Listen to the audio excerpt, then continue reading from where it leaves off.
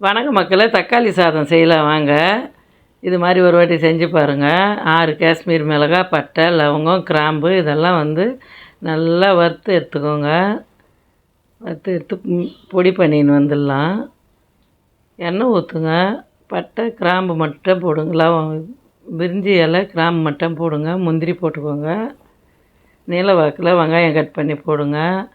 நான் புழுங்கல் அரிசியில் தாங்க செய்கிறேன் இன்றைக்கி. அவ்வளோ டேஸ்ட்டுங்க. அந்த ஒரு பொடி தான் அந்த டேஸ்ட்டை கொடுக்கும். இஞ்சி பூண்டு பேஸ்ட்டு போட்டுக்கோங்க. நல்லா பொன்னிறமாக வதக்குங்க. 2 பச்சை மிளகாய், தக்காளி 4 தக்காளி போட்டுங்க. 2 டம்ளர் அரிசி தான் போட்டுக்கினேன். நல்லா வதங்கட்டும். உப்பு போட்டு வதக்குங்க. நான் மஞ்சத்தூள் எதுவும் போடலை.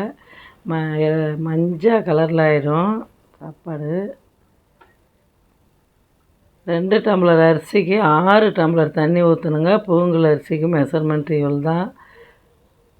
புதினா போட்டுக்கோங்க, பொடிசாக கட் பண்ணி. அந்த மிளகாவும் பட்டெல்லாம் பொடி பண்ணி போட்டுக்கோங்க.